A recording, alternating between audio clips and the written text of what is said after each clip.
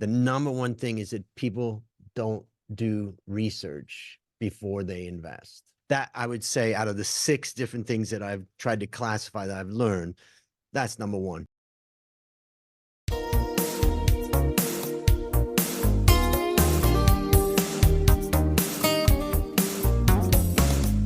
Welcome to the Excellent International Leadership Podcast.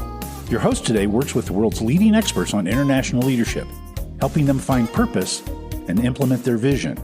She's a master certified coach and facilitates a mastermind for CEOs of international companies. She's the author of 3 books and works with Nestle, Novartis, and even the United Nations. She's especially good at helping executives fast track to the C-suite. Welcome, Dr. Katrina Bruess. We all want our investments to prosper. But how can we avoid losing money with bad investments? Let's ask Andrew Stotz, who has interviewed 800 people on their worst investments.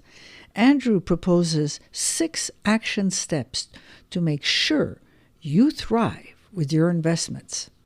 Welcome to the Excellent International Leadership Podcast. I'm your host, Dr. Katrina Bruess, and today we have Andrew Stotz. Okay, well, most welcome. I'm looking forward to this interview. And let's start. You have a podcast as well, if I understood correctly.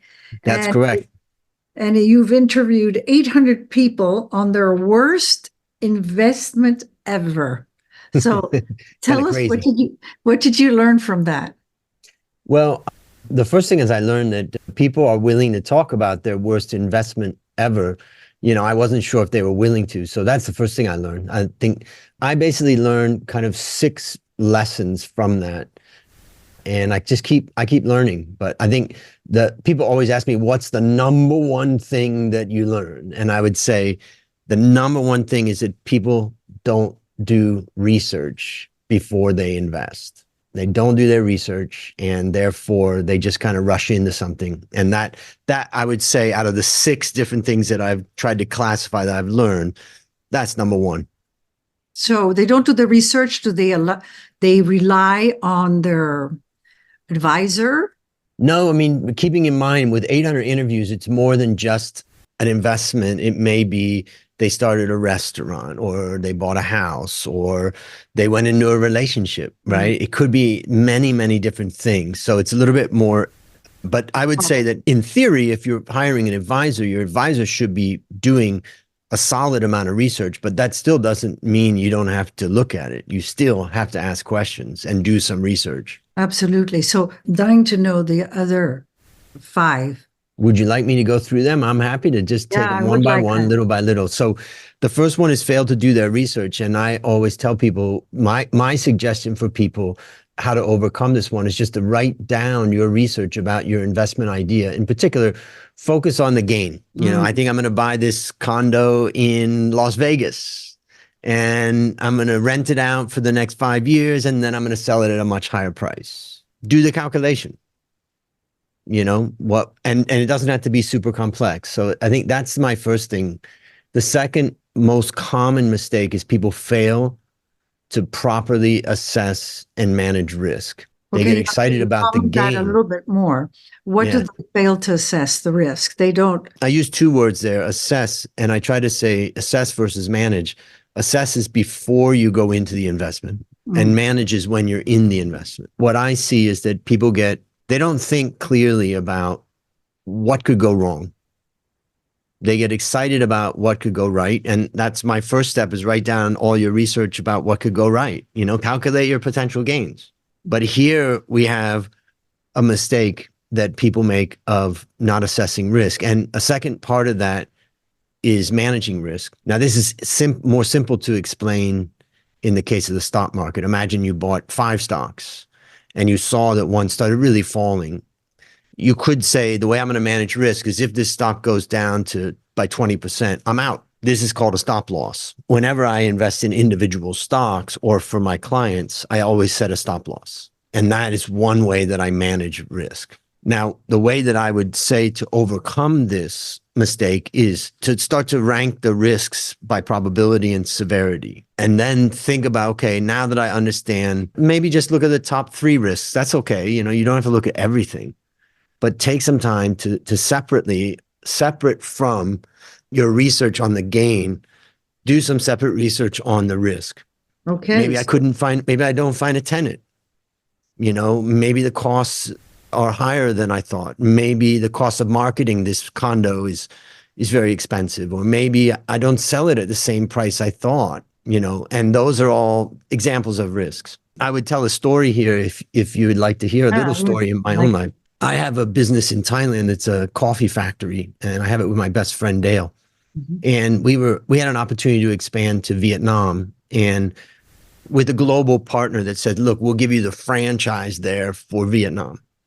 Now, this company didn't have a huge presence in Vietnam, but they had a start, and it was a good global brand. So we decided to look at it, and Dale went to look at it. He did 6 months of talking with them, went to Vietnam, did a lot of research. And then one night, on a Monday night, we met at the office, and I said, all right, your job really is to make a pitch. What's the opportunity here? And he had known that. And so he got, excited. He went up on the board and he showed his calculations of what the potential upside were. And I asked him some questions about that upside and, what are you calculating this in there? Yeah. So he went through everything to clearly understand the upside potential. And then, Katrina, we went to dinner. We didn't talk about the risks at all. Then we met again the following Monday. And then we had our meeting about the risks. And we went through all the risks that we saw there. And we had a clear discussion about that.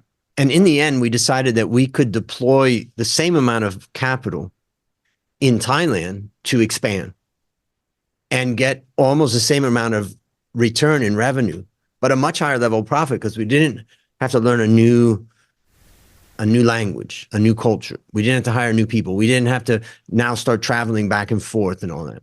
And we didn't see that in the first meeting. We got excited about, the upside.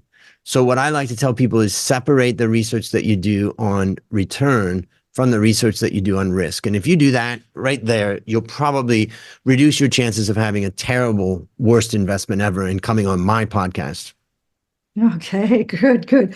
What are the other? Number 3 is driven by emotion or flawed thinking. And this one gets it's tough when you start categorizing because you realize there's so many different mental models that mess us up. There's behavioral issues that we get caught up in. So I was looking at all that, but I decided just pack that all into one. And so the way, people basically get emotional, they jump into something, or they're not thinking clearly. Their thinking process is weak.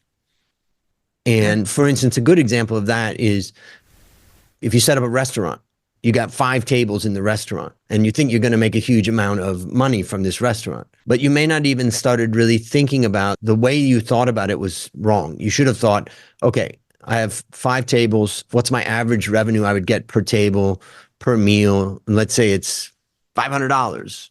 And how many times can I turn over that table? Then I'd say, okay, 2 times a day I can turn that table. And then it's a thinking process that you want to get clear. What I also say is to solve this, find and explore and list out opposing views. Because if it was me and you were talking to someone like me about opening up a restaurant, let's say, Katrina, you said you found a really nice location and you thought, I want to do this restaurant. I'm pretty knowledgeable on the subject of mistakes in investing. So find someone like me or another that knows something about restaurant or whatever. Find that knowledgeable and objective person that's separate from it and listen to what they say. Talk to them about it and listen to what they say. So I'm going to ask you a question because entrepreneurs tend to see the good things in a business, and attorneys, their job is to see the things that don't work. So it's a very different mindset. So to have the balance of being enthusiastic and entrepreneurial and being stepping back, which you recommend to go through the risk analysis. Finding that in one person is quite difficult. Well, you got him on the podcast, so that's good news. But I agree, but I think that if you just ask around, you may just go to another city that you know someone or a friend of a friend that has a restaurant. That may be enough. You don't need an attorney necessarily to do that. You just need a knowledgeable person that's objective, that's willing to give you advice. Like you say, an outside perspective that is not emotionally involved, because the third is driven by emotion. So someone Correct. not driven by emotion. I had a meeting with a friend of mine for dinner, and he says, I'm going to develop an app. And I said, don't do it. Yeah. Why? And he's like, what? It's the best thing. Everything's tech and all that. And I said, I'm just telling you, I've had 20 people on my podcast that have lost a huge amount of money from creating an app because they didn't realize how intense it is to create a great app. And so that's a example of somewhat knowledgeable. I'm not knowledgeable in app development, but I am knowledgeable in some ways about this and I'm objective. Mm-hmm. Of course, my friend went and did it anyways. Oh, of course, when they're passionate, driven by emotion. So number 4. Well, sometimes what I would say a hobby becomes a passion, which is it's not a business. Okay, number 4. Yeah, and I think I would just say what you're touching upon, passion and the idea of talking to an optimist versus a pessimist. We need optimism. We need passion.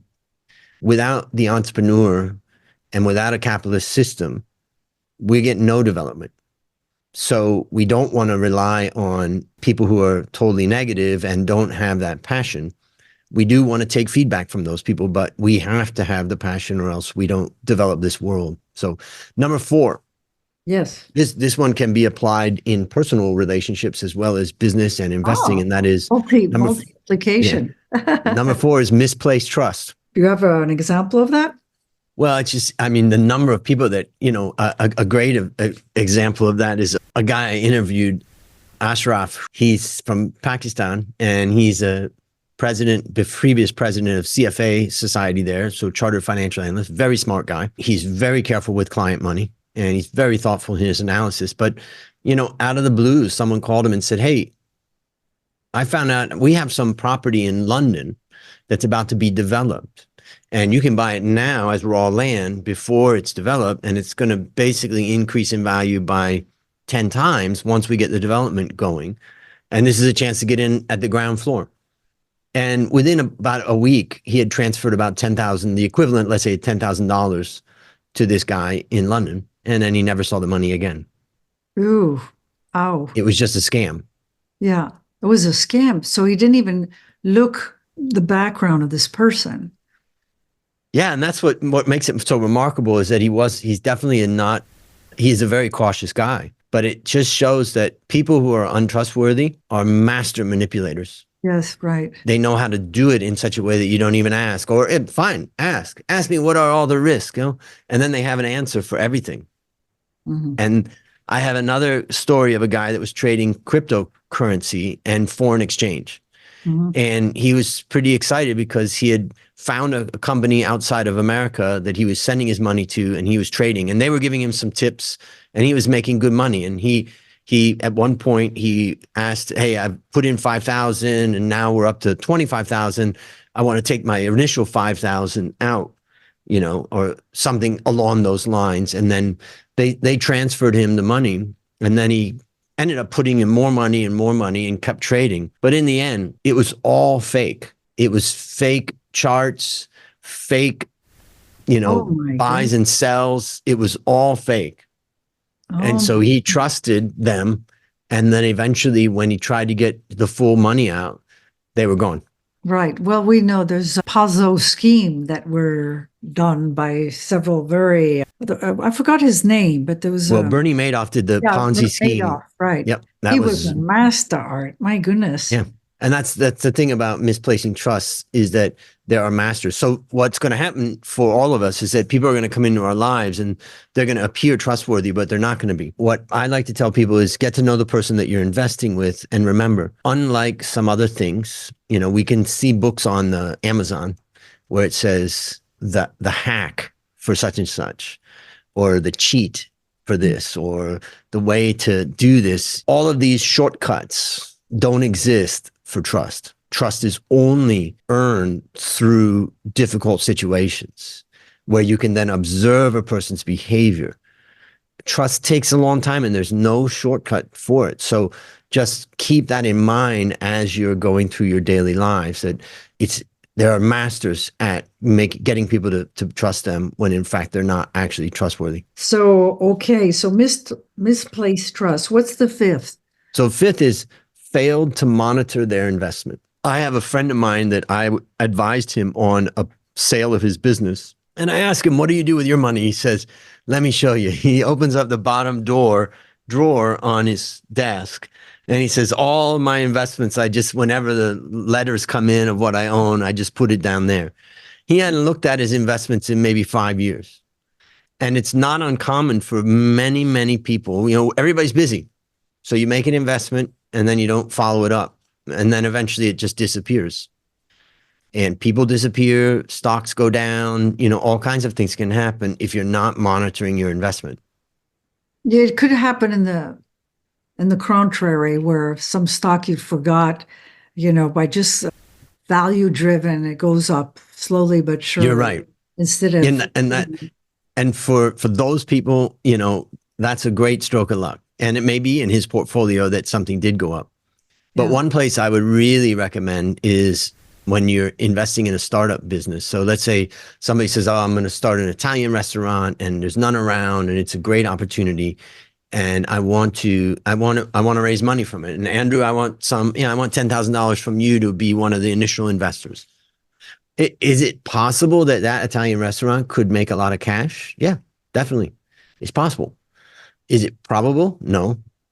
Now, let's just say that the person is an expert at Italian restaurant. They had one in New York and now they've come to Las Vegas and they found the right location. Everything's there. And then you say, I think my risks are relatively low. I'm going to give this guy $10,000. My suggestion, if you find yourself in that situation, is before you give them $10,000, you say, I only have one request. And they say, what's that? And I say, I want to have a monthly 1-hour meeting with you by the 15th of the month. And I want to use that time to review the financial performance of the prior months. That's an excellent. At the beginning, you may not have all your data together. That's fine. Just keep meeting. We'll just keep meeting and we'll get that data together so I can understand where you're at. When a person is in a zone that they're trying to raise capital and you ask them to do something like that, they're going to say yes. But if you try to implement that after you've invested, it's hard. Yeah, I bet. But that's excellent advice. And then you're just monitoring it. And you don't have to blame. Every single month you're working with them, talking, how was revenue last month? What do you think? What do you think you could do next month to get, well, we're going to do this promotion and, whatever. And you just listen. You don't have to, you're only a small investor. Let's say you own 10% or 15%. But then you encourage him to get other investors together for that call so that there's an accountability there that's related to the financial performance. Right. Otherwise the entrepreneur gets caught up in the business and they forget about the objective of why the investors are investing. They're not investing because they're interested in an Italian restaurant. They're investing to get a return on their money. Right. So what's the 6th? Okay. Well, I kind of hinted at it a little bit, but number 6 is a catch-all. So many people lost their money this way that it is. Number 6 is invested in a startup company. And the number of people that have come on the show talking about how they invested. And in my case, my worst investment ever was investing in a startup of a friend of mine. It was a good idea. He was a trustworthy guy. It went well, but there was a point in time where I was like, okay, to go to the next level, we're going to need to raise $3 to $5 million for marketing. And am I ready to pitch this story or not? And the answer was no, I wasn't ready to pitch this story. And I wasn't convinced that he was going to be able to, if he got that $3 million in marketing budget and other budget, could he really take it to the next level?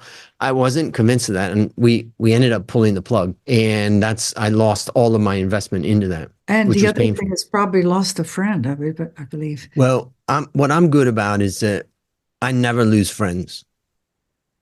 Even when I refuse to lose friends. I lose enemies, yeah, and I lose bad people, but friends over what? Money? No, I'm not going to lose it. And in this case, also, it's important to understand in a capitalist system, going bankrupt or failing in business is not illegal.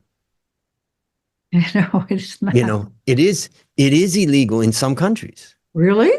It is Where? very seriously punished. I have one of my guests from Italy, and he talked about the potential criminal liabilities related to bankruptcy. Oh, And I don't know the intricacies there, but one of the hallmarks of the US capitalist system is that heck, you could become a president, and having failed many times in real estate as an example. What is illegal is fraud. So for those listeners that are in a situation where your business is collapsing and you have investors and you have others involved, your challenge is to communicate clearly what's happening. And as long as you haven't committed fraud against your shareholders or others, you can't be held liable for failure. That's, you're playing a game of capitalism. That's it. People, Katrina, look at capitalism. They say, look at those capitalists at the top of society, and they're billionaires. And, sometimes they berate them.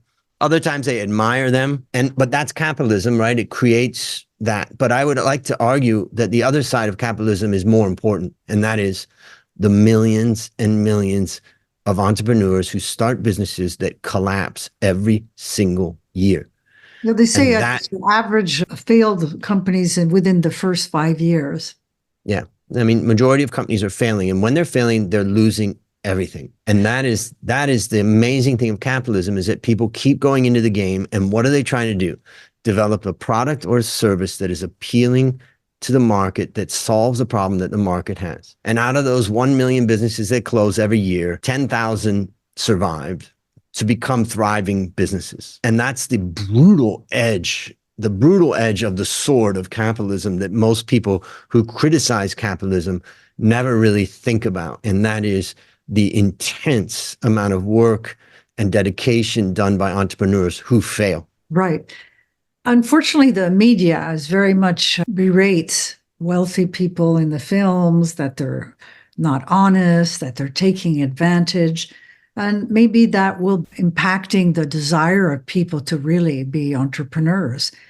And maybe we can comment on that. What is the relationship towards money in different countries? You work in Bangkok. Is the relationship to money different than in England or the US or other? Well, I think, Thailand's an interesting comparison, because compared to the US, I can say from my experience that money is not the main motivator at work for Thai people. If it's just about a bonus or some kind of compensation, that's not enough to motivate them. Whereas I think in America, you can definitely motivate people by a carrot of a big bonus, for such and such. But for Thai people, what they value in the workplace is harmony and a place where they have friends and they enjoy what they're doing. So definitely, every place is different. But I think I left the United States 32 years ago almost, and there has been a rising capitalist power outside of America, while America, I believe, has completely declined in its capitalism and its perception of capitalism, and that's China. And though China has a political system of communism, it has an economic system. The success of their economic system has been based upon the principles of capitalism. In a sense, America won. The capitalist model won. As Deng Xiaoping said when he took over as prime minister or the head in China, he basically said, to get rich is glorious. And ultimately, they unleashed the power of capitalism. And unfortunately, America is completely lost now in the area of capitalism. There's still a lot of great people there, but there's not many people standing up for capitalism. So give us examples that you find in the U.S. So it's the regulatory burden in the U.S. is massive. So there's many countries around the world that don't have as much regulation. Even I saw someone do a research report comparing Indonesia regulatory burden and the US, and it was off the charts, the amount of regulatory compliance. Second thing is now America has, if you go to China, one of the downfalls of China is that on many of the companies, they have a representative of the Communist Party. And that representative of the Communist Party is making sure that that company is complying with the wishes of the Communist Party. And you could say the values of the Communist Party. And now America has got that same person. It's called DEI. And the DEI or ESG person that is now being more and more required to be involved in the running of the business. An exact, almost identical situation as what China's done is that there is kind of a moral aspect or a righteousness, what this company should be doing. And that is going to be communicated through that person. That's just been an interesting thing to watch happen in America. And ultimately, that's not the way capitalism works, right? Capitalism works by trying to get together the best people with the best ideas to provide the best service and the best product to the customer. And the best wins in capitalism. Another downfall of the US capitalism is, people don't like the corruption of big businesses. There's collusion between the government and businesses, and government agencies seem to be captured by businesses in many cases. And so they're not necessarily doing the will of the people. So some people say that this is a flaw of capitalism, when in fact, it's important for everybody to realize that political system is democracy. Economic system is capitalism. Which one is superior? The political system. The political system of a country determines what economic system the country is going to use.